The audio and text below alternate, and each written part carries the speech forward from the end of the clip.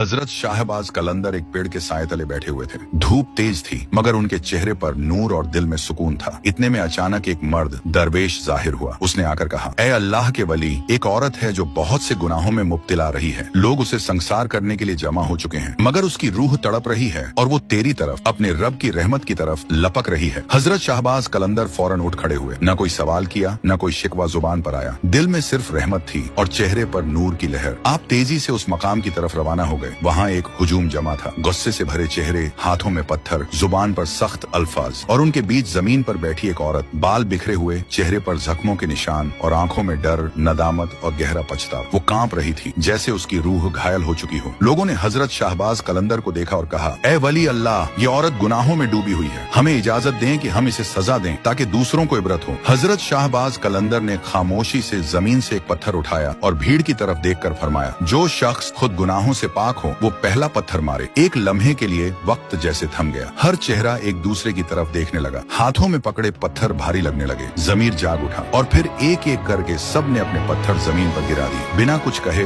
सब वहाँ से खामोशी से चले गए। अब वहाँ सिर्फ दो रूहें थीं, एक टूटी हुई औरत और अल्लाह का रहमत वाला वली। हजरत शाहबाज कलंदर ने उस औरत की तरफ मोहब्बत भरी नजर से देखा। नरमी से फरमाया, मैं तुझे सजा देने नहीं आया बल्कि तुझे तेरे रब से जोड़ने आया हूँ। तेरे गुनाह अगर तुझे शर्मिंदा करते हैं तो यही शर्मिंदगी तुझे माफी के करीब लाती है। अल्लाह की रहमत बहुत वसीया है। औरत फूट फूट कर रो पड़ी। उसकी आवाज में एक टूटे हुए दिल की सच्ची पुकार थी। वो कहने लगी, क्या अब भी रब मुझे अपना सकता है? हजरत शाहबाज कलंदर ने आसमान की तरफ हाथ बुलंद किए और कहा, अगर तेरी तौबा सच्ची है तो अल्लाह तेरे गुनाहों को ऐसे माफ कर देगा जैसे वो कभी थे ही नहीं। उसी लम्हे आसमान पर बादल छा गए। एक हल्की नूरानी बारिश बरसने लगी जैसे रहमत खुद जमीन पर उतर आई हो। फिजा बदल गई, दिल रोशन हो गए। औरत वहीं सजदे में गिर गई। उसका दिल साफ हो चुका था, रूह जिंदा हो चुकी थी और वो औरत फिर कभी गुनाह की तरफ न लौटी।